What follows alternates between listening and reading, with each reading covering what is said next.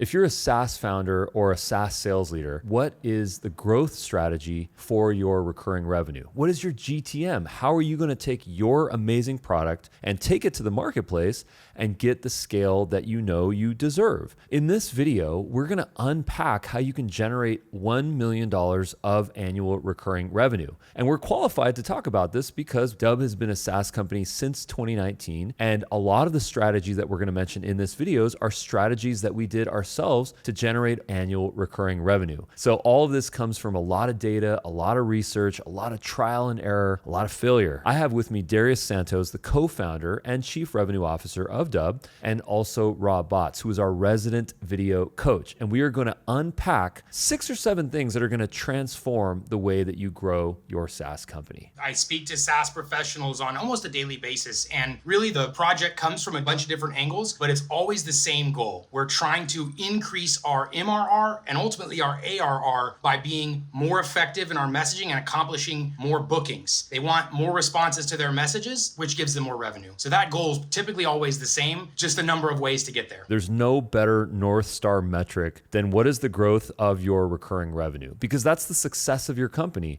I also think about really important metrics like how do you get more customers for less money? How do you increase the ROI of your acquisition? And I think one of the things that Darius, you're going to share with us is how we can actually make better connections, build trust to get more people to want to become our clients, because that's so important. Because what is a SaaS founder always thinking about? Retention rate. How do you get customers and then keep customers to become raving fans? Overall, I would say that the biggest challenge people are facing is the marketplace itself. With so much AI and automation and copy and pasting going on, everything is creating a tremendous amount of noise, and it's extremely difficult for people to have their messages actually be seen, responded to, and ultimately drive bookings and conversions for their business. Having a video in the body of your message is going to be different than 99% of the messages that your prospects are receiving right now. Very few people are using video in a direct messaging format. Now, of course, when more of your messages are being responded to, more of your call to actions are being taken advantage of. This is ultimately going to drive our goal, which is to increase our MRR and ARR by closing more deals with prospects who've connected to your messaging and ultimately ended up in your calendars. As a SaaS founder, one of the things that I think about is how to achieve scale versus growth. And the definition of scale is how to maximize the number of outputs without increasing the inputs. Whereas growth is increasing your inputs and then as a result, increasing your outputs. And really what that means is how do you grow your business and grow your revenue without having to spend more money? Hire more sales reps, spend more money on advertising, buy more lists, have events, sponsor conferences. Scale is the ultimate goal, but most of the time with scale, we sacrifice the goal of making an authentic connection. So my truly favorite phrase is personalization at scale. There's nothing cooler than that because you get the best of all worlds, making a real human connection, but at the same time, leveraging AI, leveraging automation, leveraging technology to get your message out to the most number of people to make the most impact that ultimately brings you clients and revenue. I think, the personal is the professional.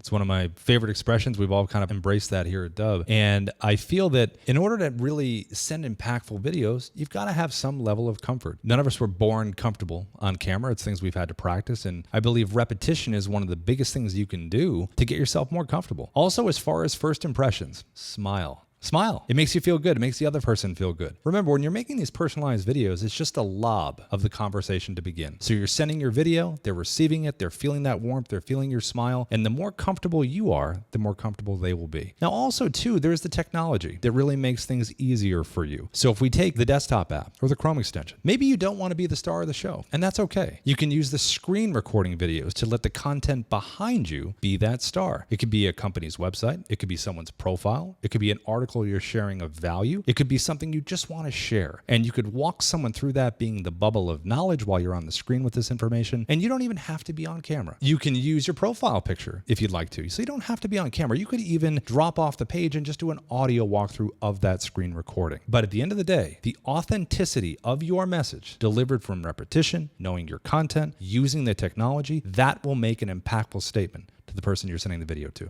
their standard operating procedure has been to send these plain text emails. So there's a drastic change that needs to happen at that level, where instead of doing the same and expecting different results, these teams that have had the greatest success and impact in their business by using video have enhanced these SOPs by adding personalized video messages into their standard operating processes. This means that they're sending videos to their first impressions, their leads, their top of funnel, their prospects are getting these types of personalized messages that place the people on the camera as the consultant, as the industry expert, instead of just more words on a page like everybody else. I want to reference one of my favorite case studies with an organization we work with. They actually have a team of over 200 SDRs. It was 200 at the time we were working together, and their SDRs are actually all working different verticals, different SOPs. However, despite the differences and the disparities in their technologies and their processes and even the services they were selling, there was one thing in common. They replaced their SOP by adding these personalized video messages as their first touch points. And this was directly correlated to an increase in bookings across 200 SDRs' performance. Because before this, there was zero video. And then we implemented this into their process. 2 months later, they had an increase in bookings, which had an even bigger impact in their bottom line. I think what's really interesting about video is that you can integrate it into every aspect of your sales funnel. You can use it for one-to-one video messages, but you can also integrate it into your automated drip sequences. Picture this for one moment. You create a powerful YouTube video that shows your product. You take that video and you send it as a video email to your list. And then you attract people into a funnel where they can either fill out a form or they can sign up for your software platform. Now, the cool thing about this is that once they sign up for your platform, that can trigger an automated sequence. So every day or every week, they can get an automatic video email or SMS that nurtures them with more educational and valuable content. Folks, the results of automated sequences throughout your sales funnel is really, really, really powerful. So I always recommend that people do implement some sort of an automated strategy. Stay tuned for more videos on that. I feel like the most important thing is to try this for yourself. Guys, every single time we've ever measured this in a business, the outcome has never failed. It's always been a more positive outcome, more clicks, responses, bookings, and revenue when we do a split test. So take your last 100 SDR, your BDR's messages, measure the response and the outcomes from those plain text emails, then do a split test. Remember, guys, if you're going to say it with video. So don't forget to click record, because video just makes things better and it's a lot more fun. I also wanted to encourage you to grab the Dubb mobile app from the Play Store and the App Store, grab the Dubb Chrome extension, and grab the Dubb desktop app so you can see for yourself how easy it is to create videos, to share videos, and then track the results that you're going to get as a result of sending those videos. I also wanted to encourage you to check out the teleprompter. Teleprompters are fantastic in delivering a very authentic message, and with just a little bit of practice and using the power of the technology, it can look like you're talking naturally to camera. And also in a team setting, it can keep your messaging consistent across your SDR teams. Because if you have effective messaging for outreach with sales or even client communication, using scripts that are shared with the team, it keeps everybody on that same page.